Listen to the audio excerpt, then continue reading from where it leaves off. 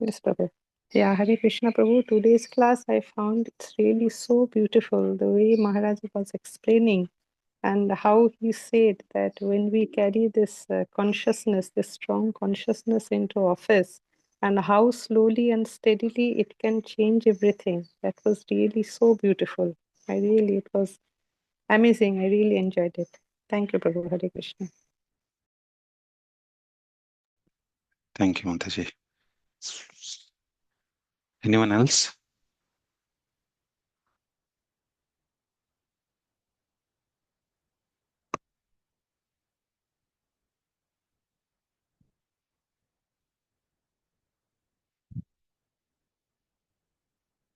Yul Kishore Prabhu, do you have anything?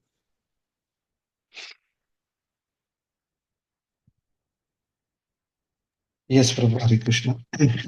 Yes. There are many very nice points, as usual, Maharaj saying, especially one point was that what is the success of our Krishna consciousness? And Maharaj was mentioning about that when Lord Krishna appears in this material world, and then he gives Bhagavad Gita and Bhagavatam. So there is a teaching and the instructions given by that. And one strive to live according to that instructions and teachings of Lord Sri Krishna, degree that we actually apply in our life, degree that our life actually becomes successful. And when we try to live according to that, um, the desire for sense gratification would actually subside to degree that we strive for that. So that was very nice point. And I was just thinking, like yesterday, Sonali Mataji was asking the question that hearing versus not hearing at all. So here I was just thinking that how do we know that what is the success of life? So here is the instruction given by pure devotee Acharya, and we it actually developed a desire to follow that instruction. And Maharaj also mentioned in another context that it's not that one has to become a acharya, but one can actually strive to according to his own capacity. So by hearing this, actually the desire get developed, and the desire will eventually get into action. That because um, as Prabhupada always writes in his purpose, that man proposes and God disposes.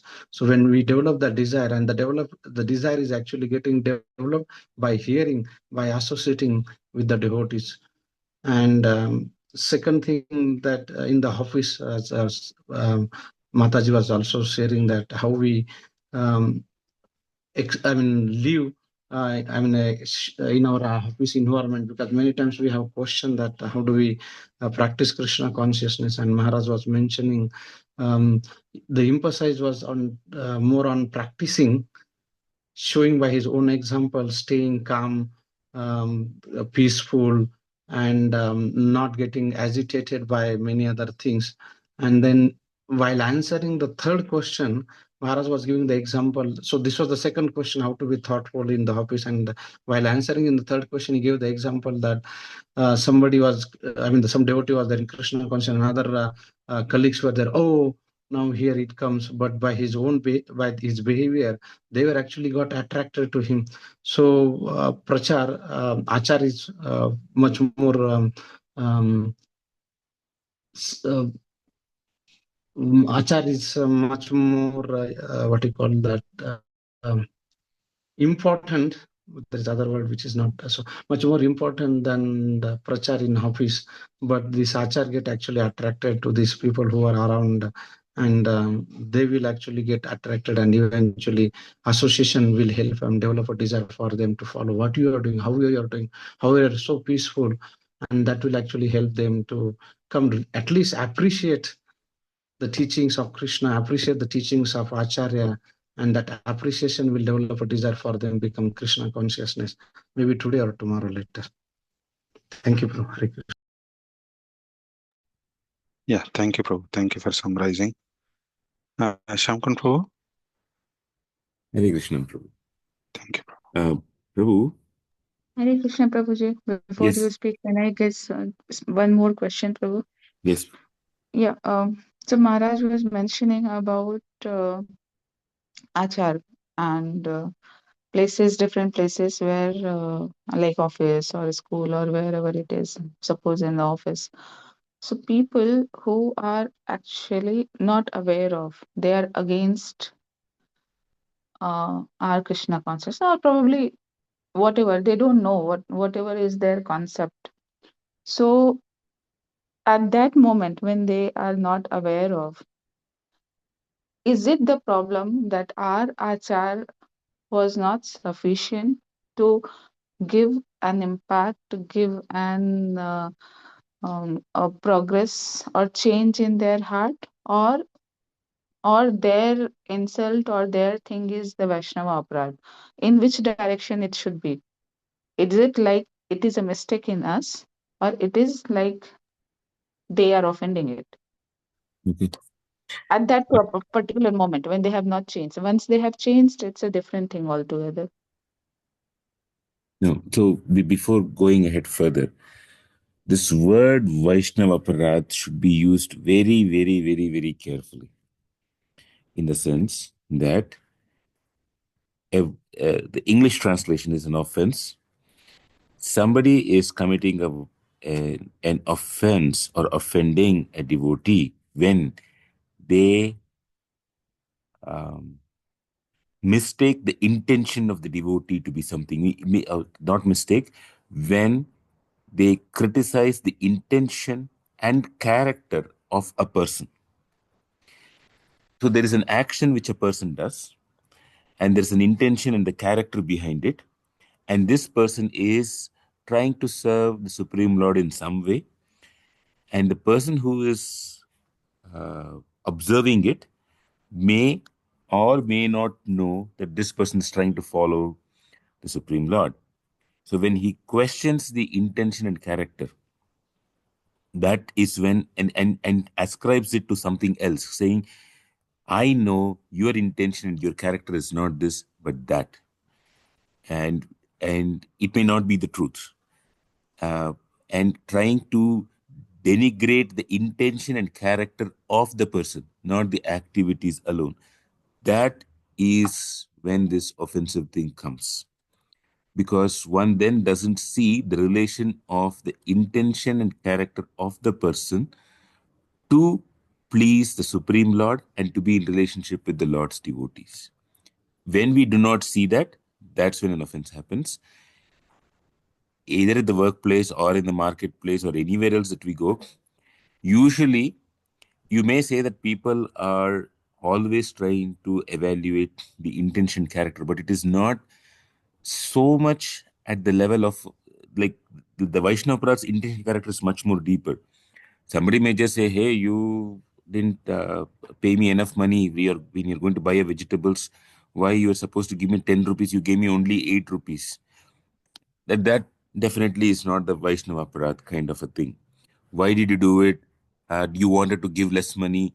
You first of all, you didn't want to pay the right price, and then now you are trying to cheat me by giving me only 8 rupees out of 10 rupees. This is at one level. This is still trying to find flaws in the character as such. But we shouldn't take it too much. It is just a normal business transaction. We shouldn't take it so much. It's Vaishnava Aparadh goes a little deeper and deeper. Of course, the same thing, if a very great Vaishnava comes, even the minutest of things becomes a big Aparadh. That is correct.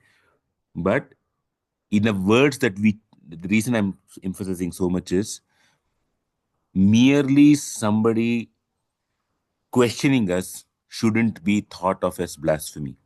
Otherwise, we are going to become like the desert cult, where any small thing becomes a blasphemy. That's one part. But coming to the main part of your question, which is, if somebody is not getting influenced, what is it due to? It could be both ways. It could be lack of Krishna consciousness from our side. It could be that the person lacks sufficient sukriti. They need some sukriti to recognize how to see something good in others, and also how to act appropriately, how to have higher values. It requires sukriti. There is karmonmika sukriti. One does some good activities and one's heart gets softened a little bit. Jnanonmukha sukriti. One learns something from scriptures and says this is the right principle to abide by. Then there is bhaktyonmukha sukriti. One likes the character of Krishna or Krishna's devotees, and one wants to give one's life to such persons, to please them. So bhakti is about pleasing them. Jnana is about knowing what is right, what is wrong. Karma is saying that this is part of my duty. So jnana subsumes karma, bhakti subsumes karma and jnana. So it could be both ways. We need not beat ourselves with Mataji. And this actually leads me to what I wanted to speak on, or actually ask a question. But before I go ahead, this is okay, Shweta Mataji? Yes, Prabhu, but Hmm. there's one more point Hmm. I want to add. Hmm. The example you gave, that is fine, but suppose in the marketplace, um, people know that we are following Hare Krishna and they think that we are cheating. Ultimately, it uh, exponentially goes there. That guy is like that only. They are cheating Krishna. It goes ultimately there. If someone can attach us to one particular concept or something, Hmm. and if they very minute thing is there, something is small, but then the other person ultimately will extrapolate it to our belief system, or so Yes. Yes. it goes there. Yes. So whoever is that devotee, they could be doing something right. They could be doing something wrong. Just because somebody is a devotee doesn't mean they're always right all the time. They could be doing something wrong. The only thing with the ideal devotee is not a person who's always right. An ideal devotee is a person who recognizes his mistake much sooner than others. And when he or she recognizes their mistake much sooner than others, they work to reinstate either that relationship or reinstate themselves into what has been going wrong. That's all the difference. Whereas for a normal person, uh, pride and false identity stops them from correcting themselves or changing course. A devotee is very ready to change course, saying, "Okay, I recognize what I did was wrong. Now I have to, if necessary, I can change myself fully." Ready for it, because his identity is I'm only meant to serve Krishna. So that's from the devotee side. But now you're telling the other side, which is the damage done is done. The other person is always going to say, yeah, these devotees are like this. This is the Yes, exact opposite of what Maharaj other said. side actually I'm asking. Yes. Correct. And that, okay, that leads me to my point here, that when we hear lectures like this from Maharaj and other devotees, it's my observation that sometimes, not all, but sometimes, the practitioners of devotional service get so caught up in trying to be an influencer. It's just that we become, um, so much of our life's value is only if we are able to influence others, and we lose spontaneity. We lose our own individuality, and it's the equivalent of what we have this Instagram and YouTube culture. Click, like, subscribe. Every video, uh, given by somebody, there's just, or somebody says at the end, please click, like, and subscribe. So our actions are also like, yeah, you want to follow me? Click. Do you like me? Like, do you want to know more from me? Come, let's get our contact and let's be in touch. This click, like, subscribe culture. Uh, that what was supposed to be that I am supposed to do something for Krishna. Krishna decorates me with qualities. Somebody may see it and they may get inspired.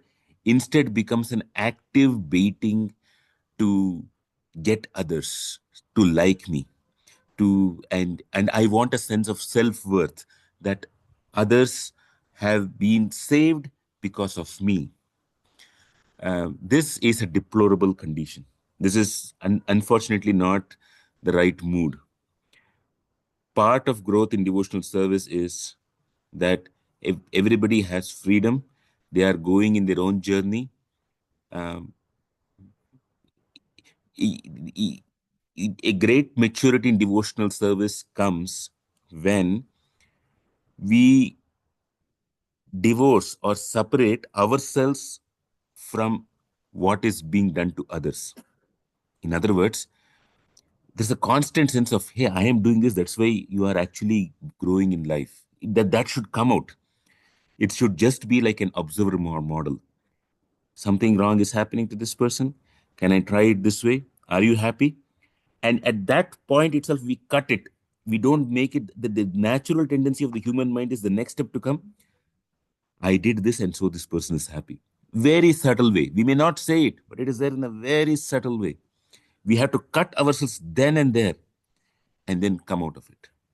So, my answer, I mean, the real problem is not about somebody else not accepting it fully. I mean, it is correct. I mean, you are being kind and compassionate that why the other person is mistaking a devotee. And we may have to change our tactics. We may have to change our approach.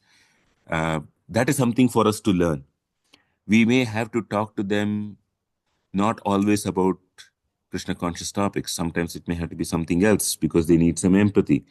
That is fine. Those are things for us to learn. That is why people are getting separated from you or me or anybody else. But we cannot control the thoughts and feelings of everybody in this world. Srila Prabhupada had a different spin to it altogether. He said the fact that you are going to have and you're having an opposition means you're doing something right. That's what he used to say when his devotees or disciples had more and more opposition. He said, this means people are noticing you. If you're not having any opposition, it means that you're not doing anything great. So that's also another spin to it, Mataji. Is that of any value at all? Of course, I'm not asking in that click, like, subscribe. No, Prabhu, it is helpful. Thank you, Prabhu. Okay. That's one. Then I have two questions. Maharaj said, I have two questions for devotees to write it. You can put it in the group if you are not comfortable. Yes, Mataji, Saidana Mata. I have a question. Yes, Mataji. So Prabhu Maharaj says that when we carry Krishna consciousness into our workplace, Can you come closer to your microphone or something like that? There's a lot of echo kind of a thing. Is this okay now? Better? Please go ahead. Yes, Prabhu. So Maharaj was talking about how taking Krishna consciousness to our workplace makes a difference in the lives of others also. So it's not just the workplace, even among other relations and other situations. When we carry this Krishna consciousness, are we in a way becoming vulnerable to their material ways of reacting and acting to this? Will we be taken for advantage of, or and how do we deal with that in that situation when we know that they are deliberately, because we will not react the same way as they do is what they will believe, and they will not hesitate in doing something that might be hurtful or detrimental to us. So in that case, how do we deal with that? This will come especially in the case of a new devotee or somebody who's getting into Krishna consciousness and he wants to do a Krishna conscious way of life. So how do we deal with that? I mean, the other person is a beginner in the process of bhakti? No. Or the other person is a beginner, or like we are a beginner? No, the other person is, we are beginners. The other person are in the ordinary material platform. So their reactions, their actions will be based on what they know. And it will not be in line with Krishna consciousness. So in that case, do we become vulnerable to their actions? And in that case, and if we feel that we have been taken advantage of, how do we handle it? Hmm. Nice question.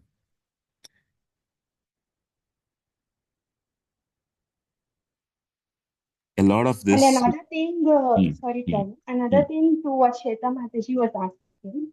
Hmm. So you were describing about Vaishnava Aparadh. So usually she was asking in context of a non-ISKCON devotee. Yes. But sometimes it so happens when we do not intend to offend somebody, another Vaishnava or somebody who's senior, around us might take offense to it, though Hmm. we don't intend to. So what happens? Because in that case, are we doing a Vaishnava Aparadh because we did not intend to hurt them at any level, even for small things like, small corrective things that we suggest. They do take offense sometimes. Like, are you telling me you think I don't know better? Is sometimes the attitude for, in some cases. So how do we deal with that trouble? Okay. First thing, let me go to your first question. Just paraphrasing or rephrasing it. There are relatives may not like or who may not be so appreciative of the process of devotional service, or even in a broader sense, the process of Vaidika Dharma also, to be even very, very broad. And we may be taken advantage of by being to them. How do we, what do we do in such a circumstance? What do we do? Is that a good rephrasing of that question, Mataji? Yes, yes.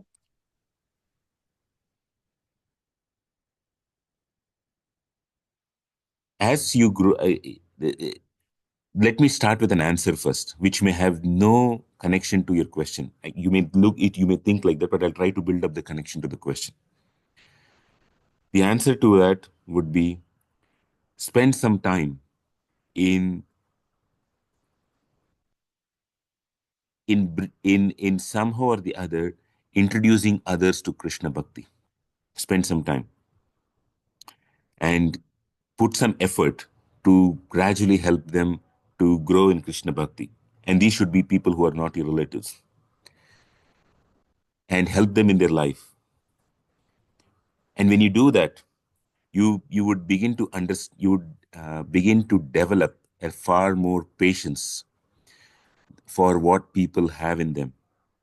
You would begin to understand that you need to put in a lot more effort before uh, something of before the character of the other person changes, and you begin to understand that you would have to go deeper in your own Krishna Bhakti before being of value to others. And at that point in time, you don't see yourself in terms of, hey, I spent so much time and still this person doesn't value me, or I'm giving so much they don't value. You begin to realize it takes so much time. You are okay with others using you. You would be okay with others exploiting you, because what was previously what you thought of as exploitation is now becoming like an investment. It will change over a period of time. And until that happens, and until you, it's basically like how a mother deals with a child. The child is just taking and taking and taking and not giving anything. You replace a child by an individual who's 40-year-old or a 50-year-old. What do we call that? We call that exploitation. So, what changes between a mother seeing a child not as exploitative versus a mother seeing a 50-year-old or a 40-year-old man or a woman as exploitative? It is it is just the understanding that this child doesn't know anything. This child, I need to do something for this child. Uh, I mean, this child depends on me. Much more so for the mother, it's this child depends on me. It's my child depends on me. And so that makes the difference between how the same person treats the similar activity for two different persons. Okay. So, does it mean that whenever somebody's wanting to take advantage of us, we just do it that way? We just say, okay, come take advantage of me. I am a carpet. You can just walk over me. It is at that point we go to the next step, saying, I know this person needs more love, more care, more culture, more knowledge to discern what is right and what is wrong. And at that point, we would no longer be angry towards the other person, saying, why are you trying to exploit me? We then try to say, well, you have your needs. It will take you some time. I have so many things to do. Now, either I have the time to work with you or I don't have the time to work with you. So then you come up with strategizing. It is not about an emotional feeling saying, I'm angry with you or why are you trying to exploit me? Rather than it becomes, how do I conserve the limited time in my life and help the other person to go to somebody else, or say a polite no, saying, I have some things to do here. Can we do this sometime later? So the external activity still seems like I am protecting myself from exploitation. But the internal mood now changes to, it is the lack of Krishna consciousness in the other person that they're like this, or I need more strength to give them something. Let me step back and try to do something more. Or let me try to push the envelope a little bit more. Let me try to extend myself. All these are strategies. So we go from reactive feelings to strategies. That to come to that stage, don't experiment with your relatives. Experiment, I wouldn't say experiment, but try to do it with people outside of family first. That's why I started my reply that way, Mataji. Does it help? Yes, Prabhu. Thank you so much. That does it. It's 7:30. I have Prabhu, two it's all, questions.